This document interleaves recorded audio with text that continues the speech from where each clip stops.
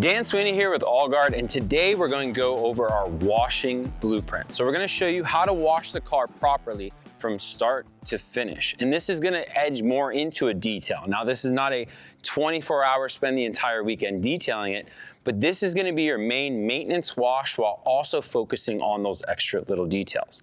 Now, when I talk about washing the car, one of the things I like to reference is the white glove method, the orange glove method, and the no glove method. Now, the no glove method is using Dawn dish soap and a sponge, and you're kind of mucking around, you don't know what you're doing. On the other side, some of the detailers out there on YouTube with the white glove method make the car so clean that you'd think they were gonna eat off of it. We don't need to go that extreme, and we don't need to spend that much time on it. Instead, we're gonna focus on how we can do more with less, and that's what I call the orange glove method. We're gonna take more time and we're gonna get it fine and clean, but we're not gonna worry about licking the bottom side of the undercarriage or something ridiculous. So let's jump into the main washing blueprint. Now, when it comes to the AllGuard washing blueprint, we like to focus on what I call the less method. Now, this is doing more with less, of course, but less also stands for something, and that stands for lubrication, everywhere, separate, and shine. Let's break down each of those principles.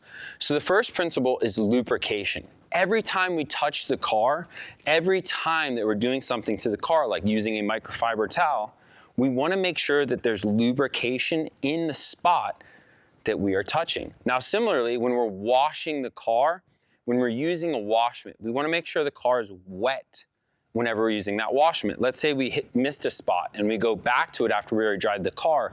We want to re-rinse that spot, or we want to re-wet down that spot, or we want to get it lubricated with a product. Make sure that the car is always wet or lubricated when you're touching it, and that will help minimize scratches, which leads us to our number 2 point, which is everywhere. Scratches are everywhere. Scratches are hiding under your bed at night. Freddy Krueger's big hands just cringing along your car, causing scratches. And the reason why I say that is to keep that in your mind, whether you're using your towels, your wash mitt gets dirty, your other tools, whatever you're using can cause scratching to the car. Even the amount of pressure that you use. You want to be gentle when you're wiping on the car. You're not scrubbing it off, because that's what's going to cause scratches. Now, number 3, and this is why I have 3 wash buckets here, is keep your tools separate. So, towels we use on the rims, we're not going to use that on the interior or the glass. The bucket that we use to put all the rim and tire cleaning materials, we set off to the side, and then we use different buckets for our main washing. If we use a wash mitt on the rims, again, we're going to put that to the side and keep it separate from what we're using to wash the rest of the car. Keeping your towels separated, keeping your tools separated is supremely important as a way to, again, not introduce more scratching or contaminants elsewhere on the car. And then number 4, shine. That's what we all do it for, right? That's why we clean our cars. We like them to be nice and shiny. But shine comes from a mixture of factors, which is keeping scratches to a minimum or no scratches, how you're prepping your surface. So how are you bringing it, are you claying it, are you deconning it before you coating it and bringing it back to the bare minimum? And then lastly, clear coat. Clear coat breaks down over time. That's just a matter of fact. Right now, I'm staring at the Arizona sun and it's blasting me in the face the same way that it's blasting your car. I used to see a lot of clear coat just eradicate in Florida because the sun was so strong.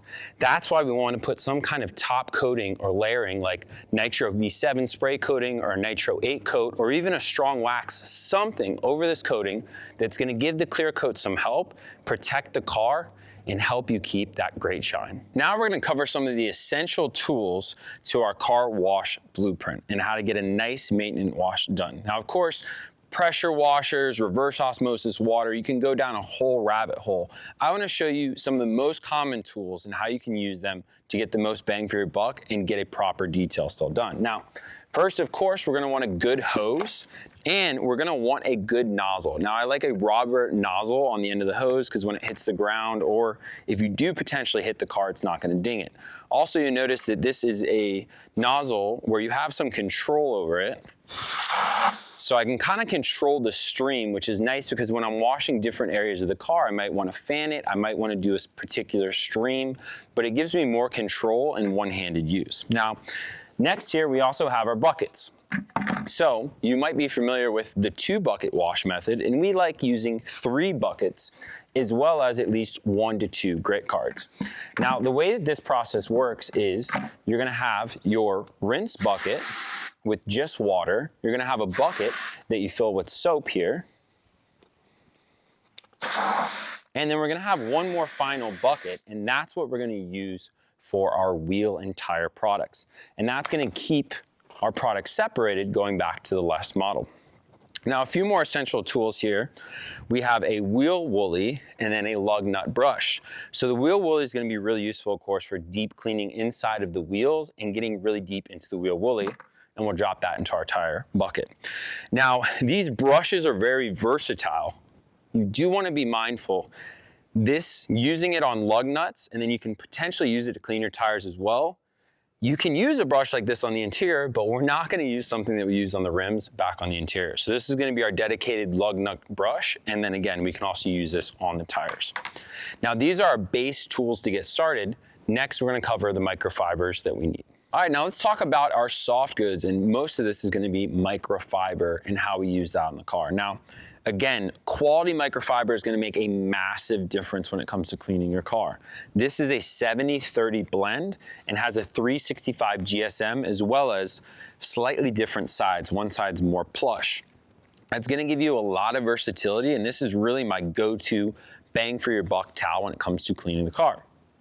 Also, we're gonna need glass towels. Now, talking quantities here, you probably want 6 to 12 of our base towels. I'd lean towards the 12. This is the glass cleaning towel. You're gonna want about 6 to 12 of these, and these work particularly well on glass and for getting streak-free shine, especially when you're working on that interior of the windshield that's so hard to get right. Now, this is our big old drying towel. I highly recommend 2 of these, especially for an SUV. If you have a smaller sedan, you can kind of get away with 1. This makes a massive difference when it comes to drying the car.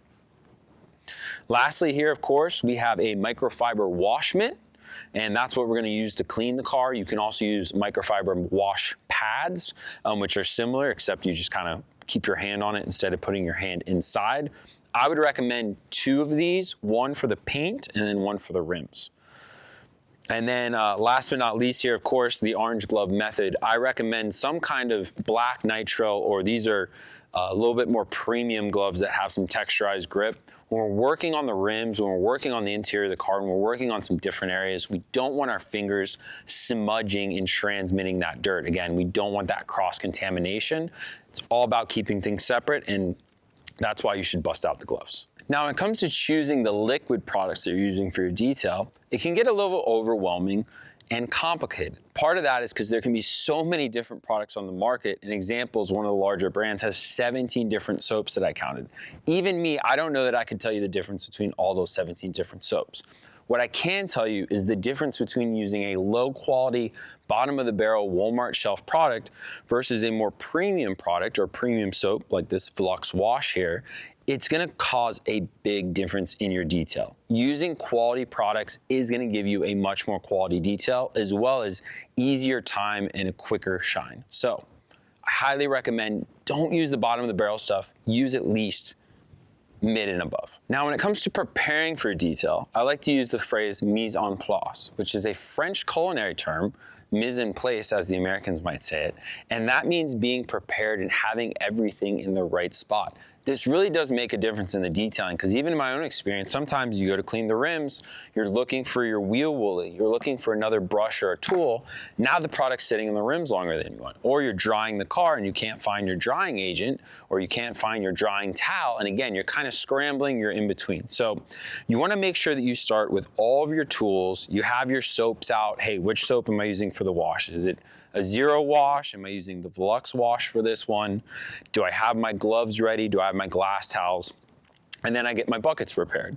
So with the buckets, right, first off, we're gonna have our rinse bucket. So this one's gonna be just water. And we fill that up to 3/4 of the way. This is gonna be our soap bucket. Now, even when it comes to soaping up the bucket, soap in the bucket, soap on the mitt, soap inside the mitt, right? Because the mitt is what we're using and that's where we want the soap to be. So we'll get that nice and soapy, again, 3/4 of the way. And then lastly, we're gonna fill up this last rinse bucket. And that's gonna be the one that we end up using for our wheel, rim, and tire type products. So make sure you have everything properly set up in place, have your buckets nice and soapy and ready to go.